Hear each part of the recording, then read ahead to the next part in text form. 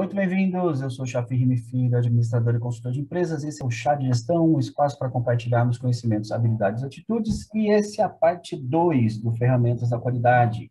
Como eu disse no primeiro vídeo, as ferramentas da qualidade são várias, então separei aqui algumas delas apenas e dividi em 2 vídeos para facilitar esse entendimento.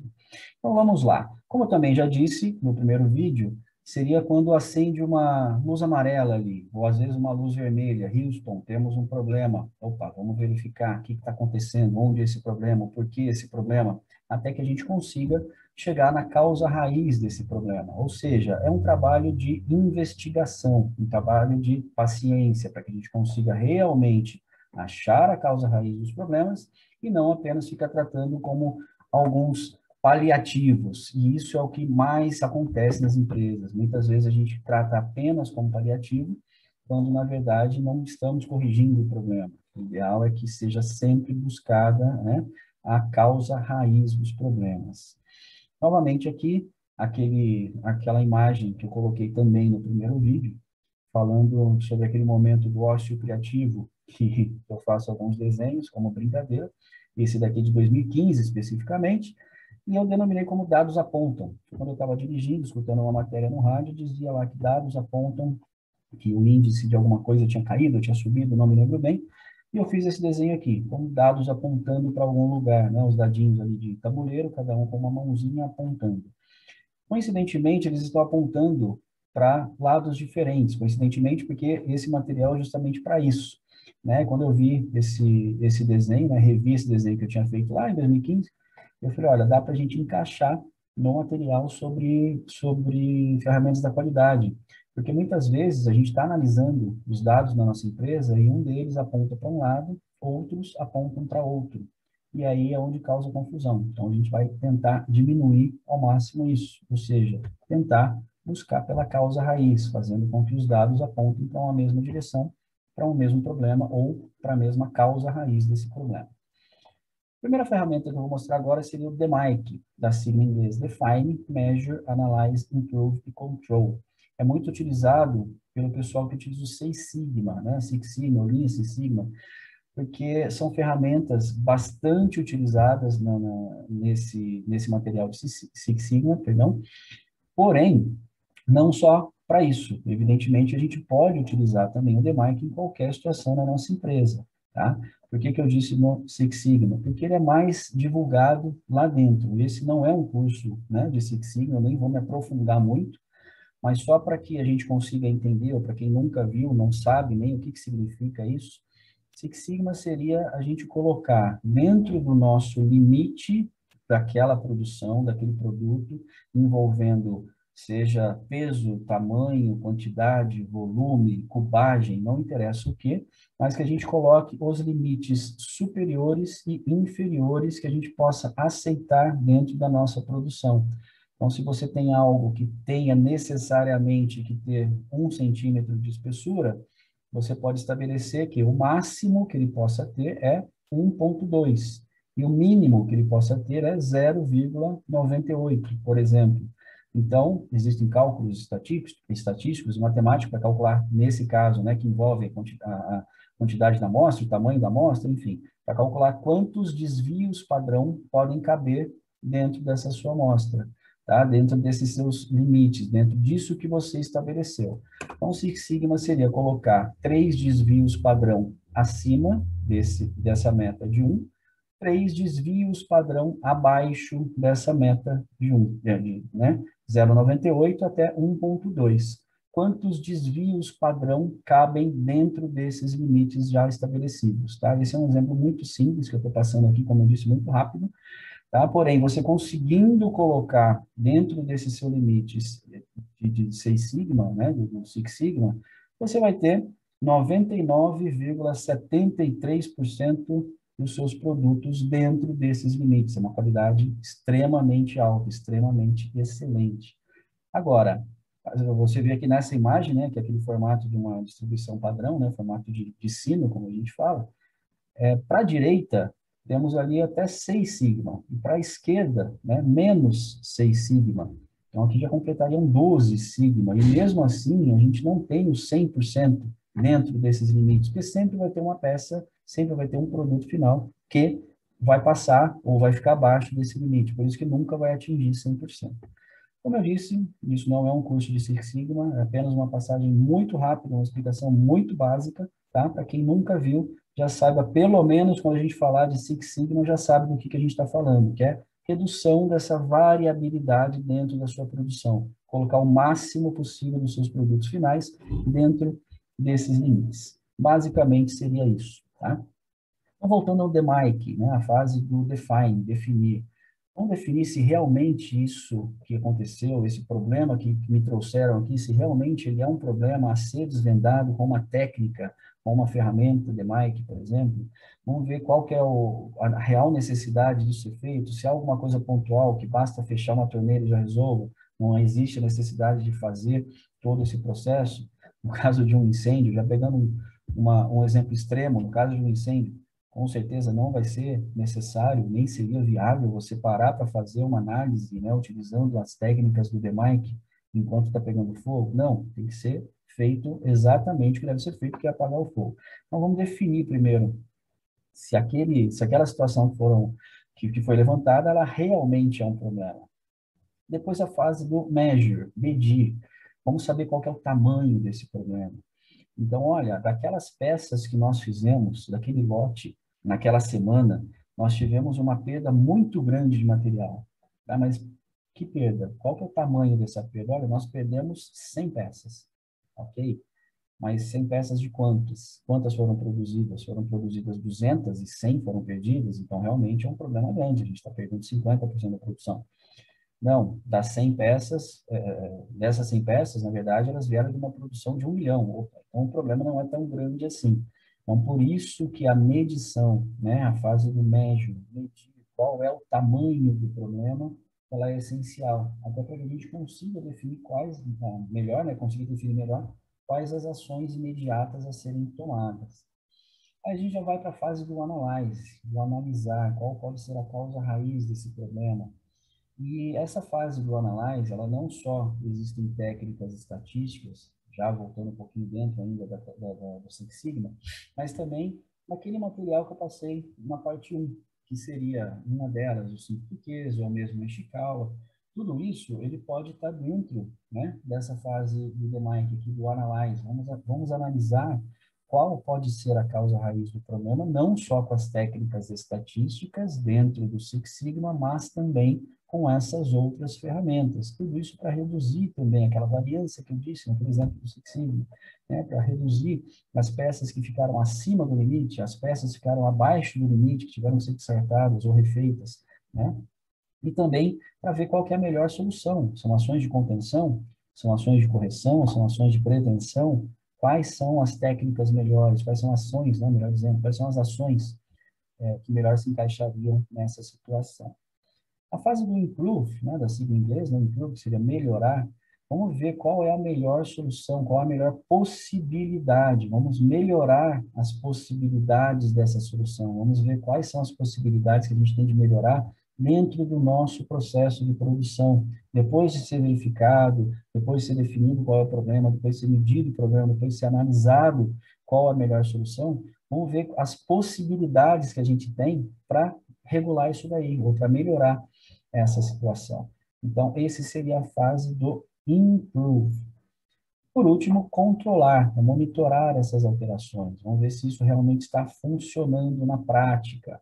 Tá? Também, ele está relacionado lá também no primeiro vídeo, na parte 1, com o ciclo PDCA. A gente vai checar se aquilo que foi feito está tendo resultado, para que a gente consiga voltar naquele ciclo PDCA, né? Ainda usando o exemplo do ciclo PDCA, voltar na melhoria contínua. Aqui também a gente pode considerar como sendo esse monitoramento para tomada de ações também de correção. Então, resumindo aqui o DMAIC, definir qual é o problema, medir o tamanho do problema, analisar as melhores opções de correção, melhorar, ajustar o processo de produção e controlar, para ver se essas mudanças tiveram resultado, né? Monitorar esses ajustes. Depois aqui nós temos uma outra ferramenta que é muito utilizada, bastante utilizada, é o 5W2H. 5W2H também da sigla em inglês, né? Ela vem do inglês, que seria o 5W, what, why, when, where e who, e 2H, how e how much. Então, what, o que, why, por quê, when, quando, where, onde, who, quem, são os 5W. E o 2H, how, como, e o how much, quanto custa. Isso tudo pode estar ligado a um projeto, por exemplo, um projeto específico, uma situação específica. Isso também ajuda no planejamento estratégico. Mas, chefe, a gente sempre tem que estar colocando tudo, tem que estar colocando 5W, tem que estar colocando 2H. Não, você pode, em alguns casos, em situações menores, mais simples, projetos mais curtos, ou não exija uma complexidade muito grande, você pode colocar 3W, você pode colocar 1H, não vai ter custo nenhum, não precisa, você vai só colocar 1H, que é o como, né, o how. Então, isso vai depender de cada situação. Basicamente, né, no conjunto, ele seria 5W, 2H, e que, evidentemente, você pode adaptar de acordo com cada situação da sua empresa. Como eu disse, ele é muito utilizado, principalmente, quando a gente está fazendo planejamento estratégico da empresa.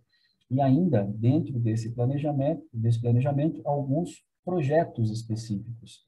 Por quê? Porque ele ajuda a estabelecer prazos e ajuda também a determinar quem são os responsáveis por cada fase, por cada etapa. Tá? Então, o 5W2H ele vai dar essa clareza, ele vai dar essa dimensão do que cada um tem que fazer, como fazer, e o porquê fazer, quando fazer, e etc. Aqui, eu coloquei um exemplo, tá? É muito simples, muito básico também, de como seria isso. E é uma planilha de Excel, tá? Você pode, sem problema nenhum, fazer isso em uma planilha de Excel, como eu fiz aqui nesse exemplo. Então, vamos colocar qual é o título do projeto. Depois, what, né? O que fazer, quem fazer, onde fazer, o porquê fazer, quando fazer. E os 2H, como fazer e quanto custa. Isso daqui você pode colocar tranquilamente na planilha de Excel. Aqui nesse exemplo, eu coloquei, por exemplo, uma situação aqui. Qual que é o projeto? O projeto que a gente tem agora, a nossa meta é aumentar o lucro da empresa. Esse é o projeto. Tá? Aumentar o lucro da empresa. É o planejamento. Tá? Faz parte do planejamento, como eu disse antes.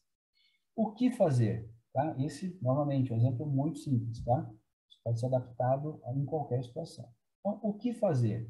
Negociar com os fornecedores melhores opções de custo e de matéria-prima. Porque você fazendo isso, você consegue aumentar o lucro da sua empresa, você vai reduzir esse custo. Quem vai fazer? Olha aqui, ó, já determinando a responsabilidade. É o gerente de compras que vai fazer isso daqui. Onde ele vai fazer isso? Ele vai fazer com todos os fornecedores de matéria-prima. A matéria-prima específica daquele produto que a gente está falando que mereça um aumento no lucro que a gente consiga negociar. Por que fazer isso? Porque você conseguindo um melhor custo, você vai aumentar essa margem de lucro, né? Isso é muito que óbvio. Quando? Aí a data de início prevista, a data de fim prevista, e depois você pode, inclusive, incrementar aqui colocando quando realmente foi iniciado, quando realmente foi finalizado esse projeto. Né? Então, você pode colocar aqui que na primeira semana do próximo mês ele tem que fazer isso. Então, do dia 1 ao dia 7, ele tem que fazer. Ele não conseguiu começar no dia 1, ele conseguiu começar no dia 3. Porém, ele terminou no dia 5. Está dentro do planejado, sem problema nenhum. Então, aqui a gente já matou os 5W. E o 2H agora, como fazer isso? Ele vai fazer uma negociação direta com os responsáveis pela empresa, né, dos fornecedores. Ele vai mostrar as vantagens que os fornecedores podem ter baixando esses preços e ainda esses fornecedores podem ter um potencial aumento nas vendas. Ele vai precisar viajar, ele vai precisar fazer reuniões presenciais para isso. Isso tem um custo. Aí entra o segundo H, que é o how much. Custo previsto, eu coloquei aqui nesse exemplo R$ 5.000. Custo realizado, R$ 4.350, projeto concluído. Ou seja, esse projeto já foi feito. Vocês viram que tem o que fazer, quem vai fazer, quando vai fazer, onde vai fazer, como vai fazer, está tudo especificado. Cada um já tem o seu prazo, cada um já tem a sua responsabilidade, cada um já sabe o que fazer. Só que ele pode ser distribuído, inclusive, em vários pontos. Não precisa ter necessariamente um responsável, como nesse exemplo que eu coloquei. Responsável, gerente de compras. Poderia subdividir isso em dois responsáveis, cada responsável falar com determinada faixa de fornecedores, né? Com fornecedores de produtos específicos.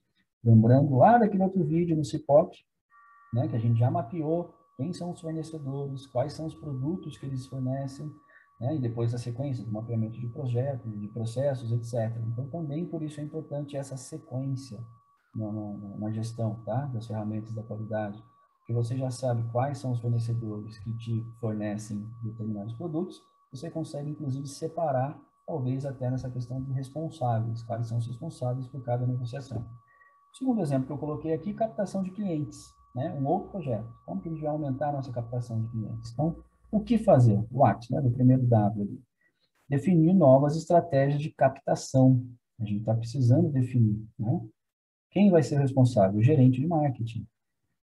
Onde ele vai fazer isso? Através das redes sociais, através dos pontos de venda que já tem hoje. Por que vai fazer isso? Porque vai gerar uma maior aderência e recorrência nas vendas dos produtos. Fazendo esse trabalho, os nossos clientes atuais, eles vão ficar mais engajados, mais interessados em ter uma recorrência, uma compra recorrente conosco, além de atrair novos clientes também. Mesma coisa, nesse exemplo eu coloquei data de início, data de fim, previsto, data de início aqui, ainda não está finalizado, nesse exemplo que eu coloquei, né? Como fazer isso? Melhorar a comunicação visual dos pontos de venda, promover ações de publicidade paga nas redes sociais, enfim, a gente poderia destrinchar isso em várias outras opções. Custo previsto de 27 mil, custo realizado já de 35 mil, sendo que o projeto nem acabou, ainda está em andamento. Ou seja, aqui você já consegue ligar também um sinal de alerta. Olha, será que não compensa a gente fazer uma revisão aqui? Será que não compensa a gente fazer um processo utilizando outras técnicas? Utilizando talvez o CIPOC, utilizando talvez um Ishikawa, utilizando uns 5 porquês de por que gastou a mais, por que ainda o projeto não foi finalizado, por que talvez não teve ainda o retorno esperado com essas ações, ou seja, tudo isso, como eu disse antes, a gente pode fazer ligações entre as várias ferramentas da qualidade. Então, esse 5W2H, como eu disse, numa planilha simples de Excel, você consegue ter uma visão geral de todo o processo, em como está, qual é o status dele, quem vai fazer, quem são os responsáveis, para ficar fácil para cada um ter a cobrança, né, sobre os resultados e também em onde ele está, em que fase que esse projeto está. Depois aqui a gente tem um terceiro, nesse material de hoje, né, uma terceira ferramenta da qualidade, matriz impacto-esforço. Isso aqui é muito interessante, porque muitas vezes quando a gente analisa, quando a gente faz, ou mesmo cria um processo de 5W2H, que a gente está só colocando ainda em uma matriz, a gente só está colocando no papel qual vai ser esse projeto, uma matriz de impacto-esforço, ela ajuda também a determinar prioridades, tá? A gente tem também um outro material sobre prioridades aqui no chat de gestão, depois fique à vontade para acessar lá, sobre preparação, né, e priorização, mas entra também a matriz impacto-esforço. O que seria isso? Qual que é o impacto que eu tenho, que eu vou ter tendo essas ações? Seria um impacto aqui de uma imagem, um asteroide caindo, né, um meteoro caindo na Terra, né, um extremismo total aí, ou o impacto de uma gota d'água caindo ali no lago. Né? Qual que é o impacto que a gente vai ter com essas ações? Em contrapartida, qual que é o esforço que eu vou ter? Tá? O esforço de abrir uma garrafa de vinho, que é sempre muito bom, ou o esforço de eu ter que carregar uma pedra escada acima, né? Uma pedra gigantesca ali, escada acima. Qual que é o esforço que eu vou ter que fazer para atingir para obter esse impacto, né? Então, ali, utilizando também a analogia do boliche, qual que é o esforço que eu tenho que fazer para jogar a bola de boliche para que ela tenha um impacto de atingir todos os pinos? Né? Também uma analogia simples. Agora, como que a gente pode fazer essa matriz impacto-esforço? A gente pode simplesmente criar uma tabelinha, desenhar um X, colocar em quadrantes ali, né? Onde você vai ter, de um lado, um maior impacto ou um menor impacto, parte de cima, parte de baixo. do lado direito, maior esforço, do lado esquerdo, menor esforço. Ou seja, você vai separar em 4 essa matriz. Por que isso? Porque a gente consegue visualizar melhor. Tá? Então, vamos ter uma ideia. Essa ideia aqui, ela se encaixa onde? Eu vou ter que ter um esforço muito grande. Esse esforço, ele pode ser tanto financeiro, pode ser esforço de tempo, pode ser esforço de tamanho de equipe, pode ser contratação de mais gente. Você vai ter que contratar muita gente. Então, um esforço muito grande, que já impacta contratação, impacta tempo para contratação, impacta financeiro, né? Porque você vai ter que pagar mais gente para fazer isso. Mas qual que é o impacto que vai ter isso? Ou melhor, isso é o esforço. Qual que é o impacto que vai ter isso? Né? Você vai ter um esforço muito grande em contratação, um esforço financeiro muito grande, um esforço de treinamento muito grande. Mas qual que é o impacto que vai ter? Vai ser um impacto também muito grande, então ele compensa ser feito, ou não? Você vai ter muito esforço para pouco impacto. E o inverso. De repente, são ações muito simples, muito pequenas, né, que exijam um esforço baixo, porém vai ter um impacto muito alto. Esse é o ideal, né? Esse é o ideal. Lógico que isso tem que ser analisado com critério, tem que ser analisado, muito bem analisado, inclusive, porque não necessariamente aquilo que exija muito esforço, ele já tem que ser eliminado. Porque aquilo que exige muito esforço, ele pode sim ter um impacto muito grande. Dentro do planejamento estratégico da empresa, dentro de um planejamento orçamentário da empresa, você consiga encaixar esse esforço financeiro ou de contratação, ou o que quer que seja. Então, separando esses quadrantes, fica mais fácil a visualização. Uma outra ideia, uma outra sugestão, para que a gente consiga visualizar melhor também, se você pode usar uma sequência Fibonacci. Para quê? Para que você consiga separar melhor, para que não fique tão subjetiva as separações entre impacto e esforço. Sequência Fibonacci, aquela em que o número anterior somado, você vai tendo o próximo número. Você soma o atual com o anterior para ter o próximo número. Então, começa com 0, 0, 1, 2, 3, 5, 8 e 13. Se você faz simplesmente uma sequência, né, uma escala de 0 a 10, por exemplo, muitas vezes você tem uma subjetividade, mas será que isso daqui merece nota 8 ou nota 9? Será que merece nota 6 ou nota 7? Então, muitas vezes, essa dúvida, ela acaba impactando, né, na sua visualização, na sua análise. Quando você utiliza uma análise Fibonacci, uma sequência Fibonacci, melhor dizendo, você vai ter ali as opções de impacto 1 ou esforço 1, aí você vai utilizar nas duas pontas. 1, 2, 3, depois já pula para o 5, depois já pula para o 8, depois já pula para o 13. Então, entre 8 e 13, a diferença já é muito grande. Você consegue saber melhor se aquela ideia, seja impacto ou seja esforço, ela se encaixa melhor na avaliação como sendo nota 5 ou nota 8, como sendo nota 8 ou nota 13. Fica muito mais fácil do que ficar na dúvida entre 5 e 6, do que ficar na dúvida entre 8 e 9, por exemplo. Então, você consegue colocar aqui risco e esforço. Aqui seria até impacto, né? A gente poderia mudar esse risco aqui para impacto. Também essa tabela ela pode ser utilizada para matriz de risco. Também é a mesma coisa que a gente tem lá no outro material, como eu já disse, aqui também no chá de gestão. Então, essas são dicas para que fique mais fácil essa visualização e essa classificação entre o impacto e o esforço. Tá? Não existe uma regra que você tenha que seguir. Você vai fazer de acordo com a situação, de acordo com a sua empresa. Agora a gente tem aqui é um nome meio estranho, não, um japonês, Pokayoke, não vou também entrar no mérito aqui da criação, da década de 40, 50, enfim. Mas ele é basicamente o sistema à prova de erros. Eu achei que, mas eu nunca ouvi falar desse Pokayoke, mas com certeza você já viu na prática esse Pokayoke funcionando, tá? Novamente, a gente não precisa ficar ligado a nomenclaturas, decorar nome, nada disso. Mas é quando acontece um erro, né? Ou melhor, para prevenir que esses erros aconteçam. Mas como que ele funciona?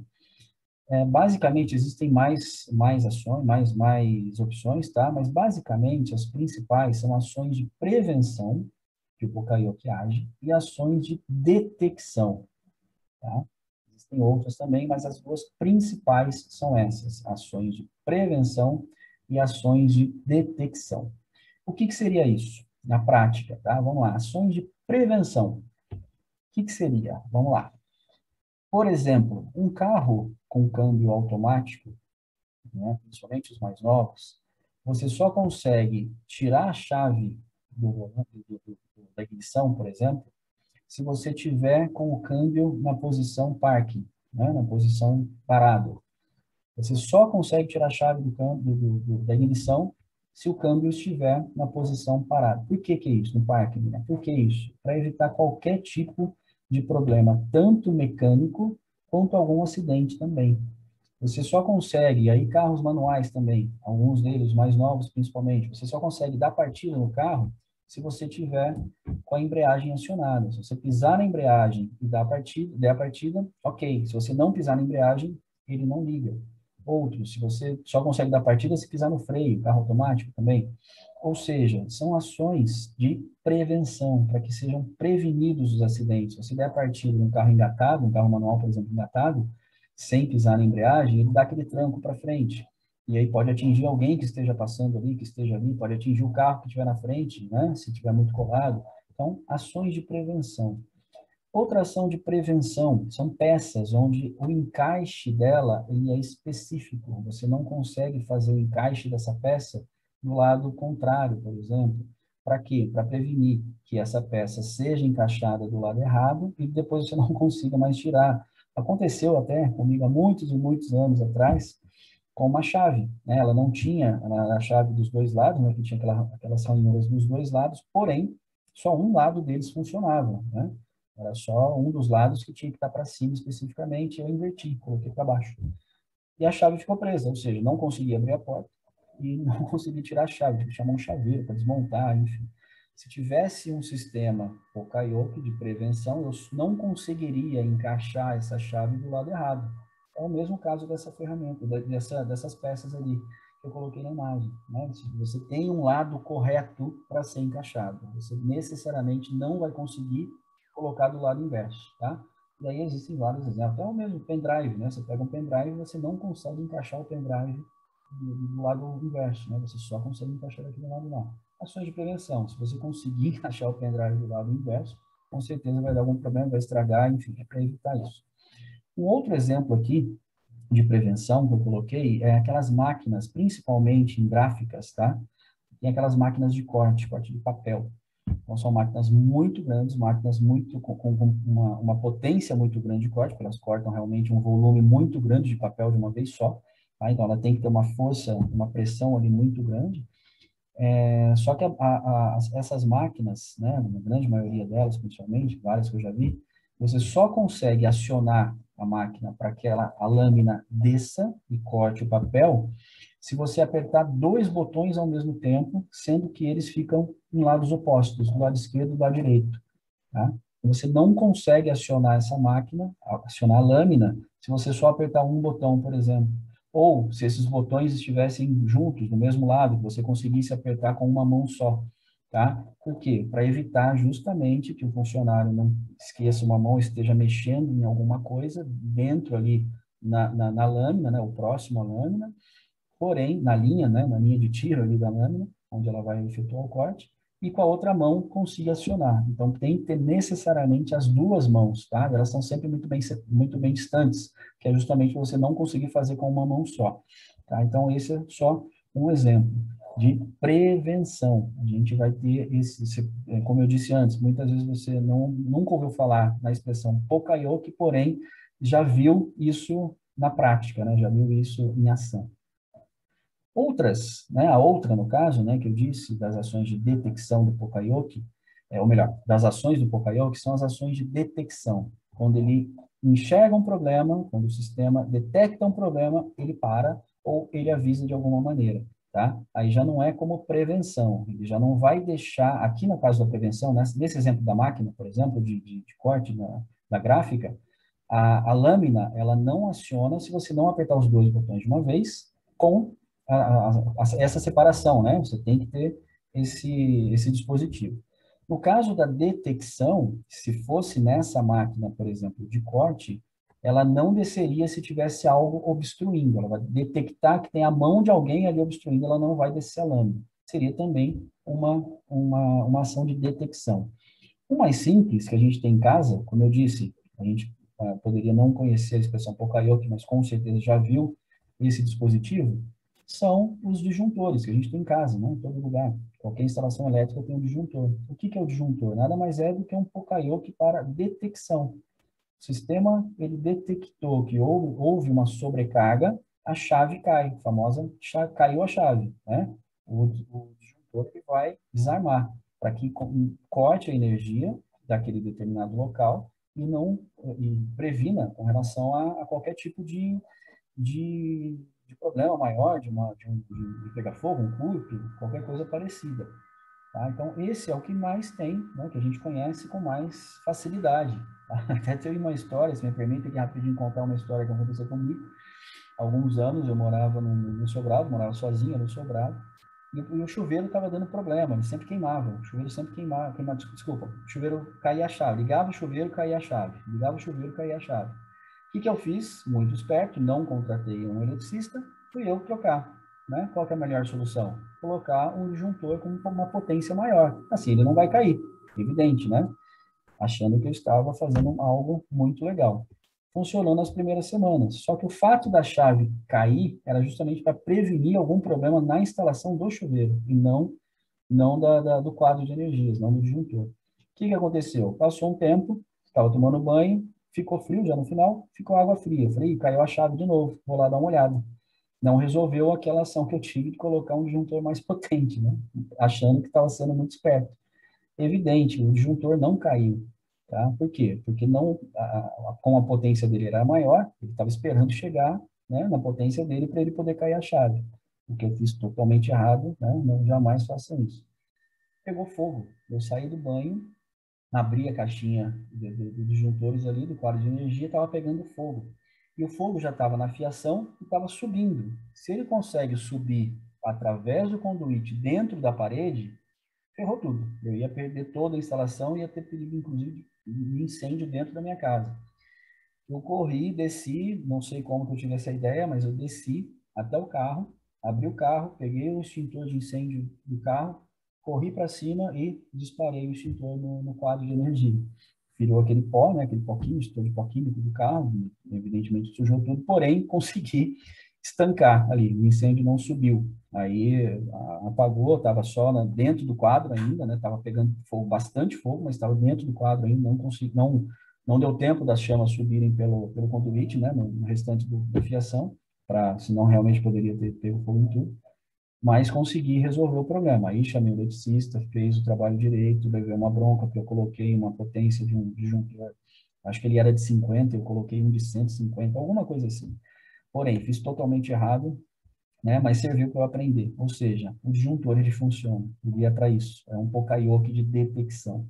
Outros exemplos aqui, né? Aqui tem até uma imagem, né, do quebra-cabeça, desculpa, do dominó, né? O efeito dominó caindo ali. Então, começou a cair, começou a dar errado, já tem uma mãozinha ali que impede, né? Opa, daqui para frente não, vamos parar, né? Detecção, vamos parar aqui para ver o que está acontecendo. Por que as pecinhas do dominó estão caindo? Também, uma fábrica, por exemplo, de invase, né? Deu algum problema, a máquina para, ela não vai continuar invasando ou não vai continuar rodando, né, o seu carrossel ali, por exemplo, sem invasar. Deu algum problema no invase, parou por qualquer motivo, né, de sair o líquido ali que está sendo invasado, a máquina vai parar, porque para não continuar o problema. É um sistema Poka-yoke de detecção. E um exemplo mais simples também é o do carro, né, o do painel do carro, que a gente tem ali os indicadores. A gente fala, olha, está com problema no álcool, no óleo, tá? Seu óleo está baixo, acendeu uma luzinha, detecção, tá? Então, o sistema já detectou que tem algum problema no seu óleo. O seu nível de combustível está baixo. Ele já detectou que o nível de combustível está baixo. Então, ele já te avisa. Então, como eu disse, muitas vezes a gente nunca tinha ouvido falar na expressão Poka-yoke, porém, a gente já conhecia como ele funcionava. Aqui eu vou tomar liberdade, tá? Já no final desse material, eu vou tomar liberdade aqui de uma licença autoral, professor Marcelo Fernandes, que eu também tive o prazer de conversar aqui, ter um bate-papo muito legal com ele aqui no Chá de Gestão, né? Depois vocês procurem lá, se não assistiram ainda, assistam, ouçam, porque realmente foi um papo muito legal, muito construtivo. E o professor Marcelo Fernandes, uma vez, ele colocou em um dos materiais dele esse exemplo, tá? Eu também peguei uma outra imagem, mas com o mesmo princípio, que é sobre a tentativa e erro. Então, eu coloquei aqui como sendo o erro da tentativa e erro. O que seria, né? Então, na imagem, a gente tem ali o cesto de lixo, com várias bolinhas de papel espalhadas em volta, né? Nenhuma ali dentro. Então, o que que acontece? Qual que é o erro da tentativa e erro? A gente vai tentando acertar, né? A gente não faz todo esse trabalho de busca, né? De detecção do problema, de busca pela causa raiz. A gente vai tentando com paliativo, vai jogando a bolinha ali de qualquer jeito para tentar acertar o lixeira. Só que o problema é que quando a gente acerta, né, nesse caso da tentativa e erro, a gente não sabe o que a gente fez para ter acertado. Ou seja, não houve registro nenhum, não houve técnica nenhuma para que a gente consiga buscar esse acerto. Então, a gente vai continuar sempre na tentativa e erro. Então, esse é o que eu coloquei ali como sendo o erro da tentativa e erro. Então, eu vi isso em uns materiais do professor Marcelo Fernandes e adaptei para cá também com a licença autoral dele. Então, nesse caso, tá?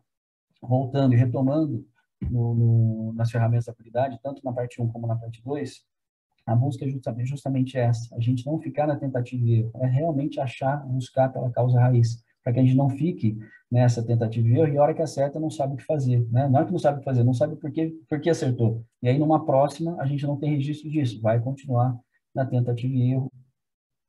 Então, no vídeo de hoje, no material de hoje, nós vimos o DMAIC, 5W2H, Pokaioke e matriz impacto-esforço. Isso tudo também, assim como eu disse no primeiro vídeo, né, na parte 1, ele faz parte de algumas das ferramentas da qualidade, e isso ajuda também, você conseguindo implantar tudo isso na sua empresa, já vai te ajudar para a montagem do sistema de gestão da qualidade para a certificação ISO 9001, que também é um dos trabalhos oferecidos pela agência de gestão. Não a certificação, mas a ajuda, né, a consultoria para essa implantação desse sistema de gestão da qualidade, que é muito importante, é muito legal. E, assim como eu termino todo o vídeo, com aquela velha frase, faça com que a sua vontade de aprender seja maior do que a preguiça de estudar. E lembrando que o Chá de Gestão, ele fica disponível através das redes sociais da Agência de Gestão, canal do YouTube da Agência de Gestão e também através do podcast, que você procura com o nome Chá de Gestão. Eu vou ficando por aqui. Até uma próxima. Tchau, tchau.